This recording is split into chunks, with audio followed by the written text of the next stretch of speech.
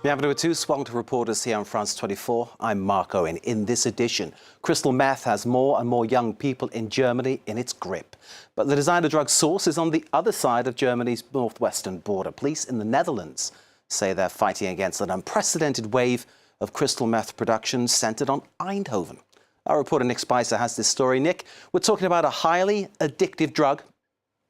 It's considered perhaps the most addictive drug in the world, Mark, and the reasons are psychological. It's extremely hard to get that monkey off your back. People go through the revolving door of recovery and relapse for years. Just to give you an idea of how hopeless that journey is, many more people commit suicide trying to get off of crystal meth than they do in trying to get off of heroin. Nick, thank you. Nick Spicer and Mailliet, Alix Le Bourdon. Let's take a look.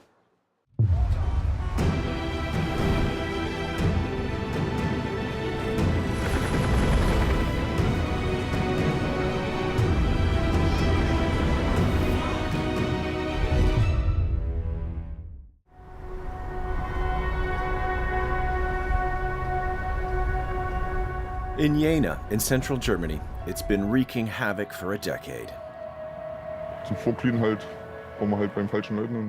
The first time I took it without thinking too much.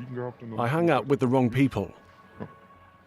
We didn't realize the consequences and how it would end, and then it spread like a plague throughout the region, even in the smallest villages.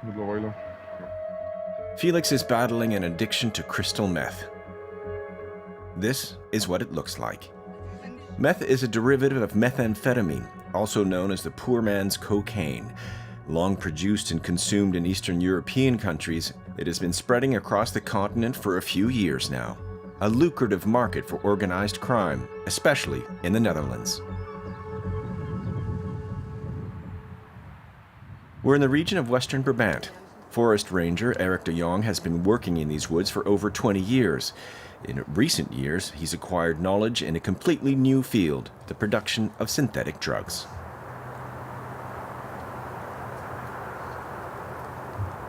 I found one of the biggest illegal drug dumps ever found in the Netherlands here. And you can see right behind me where the drug came from.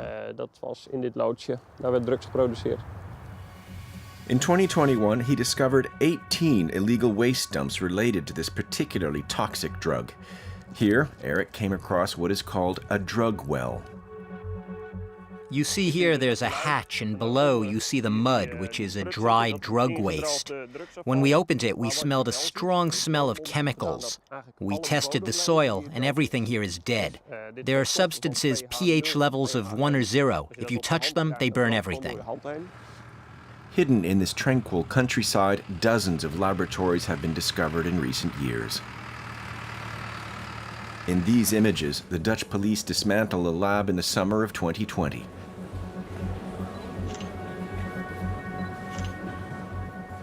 Journalist Wout van Arensbergen has been investigating drug trafficking in this region, located not far from the border with Germany, for more than 8 years. He knows every corner of the area and about organized crime at work here. A gang from Eindhoven ran a production unit on this farm. Thanks to a tip, the police came here and saw smoke coming out of the chimney. They came back a few hours later with an armored vehicle and raided the place. And there they found people cooking, that is, making drugs. The landowner was also arrested. The region already supplies a large part of the world with ecstasy. So this area of southern Netherlands, with its well-established illegal networks, was a natural choice for the production and trafficking of crystal meth. But the arrival of new players, experts in the field, changed the game.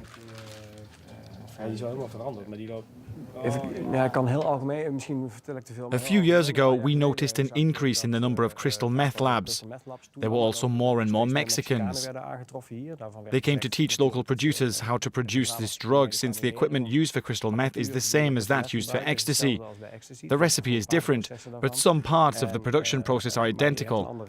That's why the Mexicans came here, because the production lines and contacts were already there. In just a few years, the Netherlands became the main producer of methamphetamine in Europe, and a large part of the production is intended for neighboring Germany. In the North Rhine-Westphalia region, customs officers carry out daily checks on the border strip. We have some specific criteria and parameters in mind. When these elements are met, we intervene and check. But we are regularly confronted with atypical profiles.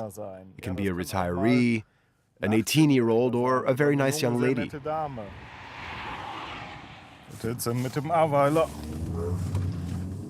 A few minutes later, a vehicle catches the attention of the customs officers. Was mich interessieren würde. Ich suche nach Waffen oder Rauschgift. Sie sind ein Weder noch bisschen keine Waffen, kein Rauschgift. und nervös einfach so. Nothing in this car except for a few grams of marijuana, but the customs officers are now very attentive to this new trafficking. It ranges from soft drugs like marijuana and hashish to heroin, methamphetamine, and ecstasy. But the trafficking of crystal meth is increasing. A few years ago, we didn't come across it here. Now it doesn't surprise us anymore.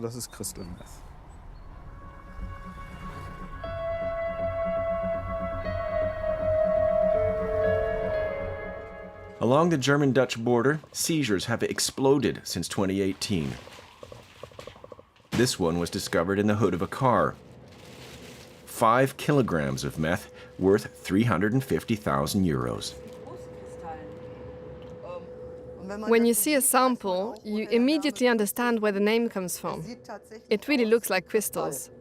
The drug transits through the border, ports, and the post. In 2021, nearly 400 kilograms of meth were seized on German territory, almost twice as much as in 2019. Trafficking has become professionalized. We know that crystal meth continues to be produced in the Czech Republic. But we also see that large quantities of crystal are now being produced in the Netherlands. From there, it is sent to Eastern Europe and to the east of the country.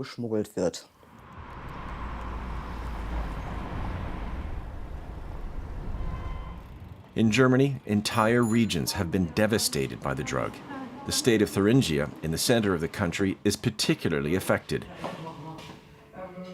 At this association helping drug addicts, we meet Susie.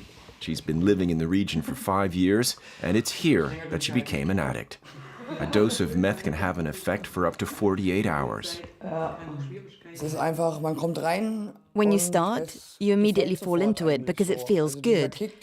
It goes straight to the brain, you're very present, awake, shyness goes away and you lose all inhibition. But after a while, you also lose all structure. Time flies by very quickly and you fixate for hours. Methamphetamine is one of the most addictive drugs in the world. 75% of patients who try to quit relapse. Claudia witnessed the outbreak of this drug in the region at a time when the substance was still being manufactured in makeshift laboratories located in Eastern Europe.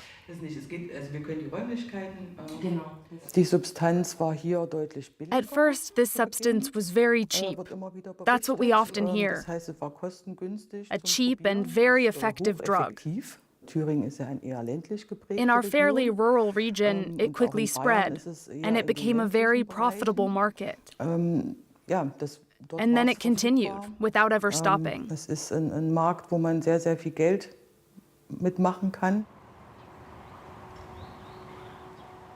In this region of 2 million inhabitants, there are already 13,000 regular consumers. But this is not the first time the substance has caused havoc in the country. The ancestor of crystal meth, Pervitin, was marketed in Germany in the 1930s. 200 million Pervitin tablets were distributed to Adolf Hitler's soldiers during World War II. It was then called the miracle pill of the Wehrmacht. Psychiatrist Martin Walter runs an addiction treatment center in Jena. According to him, all classes of society are now affected by this problem. This product has a long history, but what we're seeing now is new because this drug has never been so accessible. And it affects people who are still well integrated into society. These are people who consume this product at a level that allows them to function normally. Often people who do not present any clear signs of addiction, and who think that by consuming in small doses they can continue to live a normal life. That is a fairly recent phenomenon.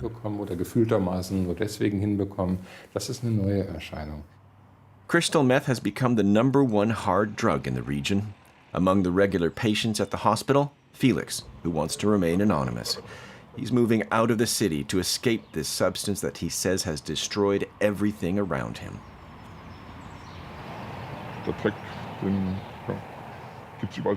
It's everywhere. I even know nurses and caregivers who take it. This drug is worse than anything we've seen in the 1980s with heroin. Many people die from it. I've lost many good friends because of it.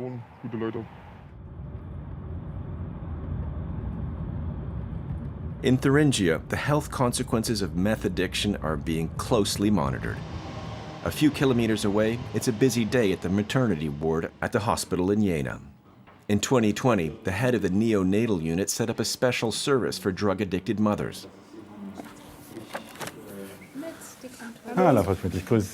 Schön, dass Sie gekommen sind. Vanessa is one of the patients. She took her first dose of crystal meth at the age of 14. Her little girl was taken out of her care a few years ago because she kept using meth. She's just given birth to another baby and stayed off drugs during the pregnancy. At age 21, she's determined to take back control of her life. My days are much better organized. I've regained a taste for life, and everything is simpler than when I was using. I'm very proud of you. You have shown a lot of courage, because it was not easy. My goal is for my children to be happy. They're both doing well, but it'll be even better when we're all together and we can really start over. Everything here is done to wean young mothers off of meth and to prevent relapses, because the potential damage meth causes is permanent. We know that children whose mothers have consumed methamphetamine during pregnancy do not develop normally. They are too small. The rate of stillbirths is much higher, and babies often suffer from withdrawal syndrome. Finally, since their head is too small, they will often develop behavioral disorders, even a decrease in intelligence. In eastern Germany, authorities treat crystal meth as a threat to public health. And according to the European Drug Observatory, it is spreading throughout Europe, expanding into new markets like Portugal, Switzerland, Greece, or Finland. The Netherlands is often singled out, even accused by some of becoming a narco-state. Anne Queek is a Christian Democratic Party MP. She has made the fight against drugs a personal crusade.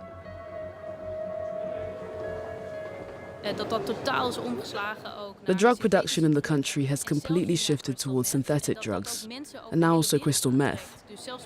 This attracts players from all over the world, and now we even have Mexicans establishing their business here. We must act much harder against these criminal networks, with higher prison sentences and more controls, many more controls, especially in the ports of the country. In 10 years, seizures within the European Union have jumped nearly 500%. 2 tons of crystal meth were seized in 2020 alone.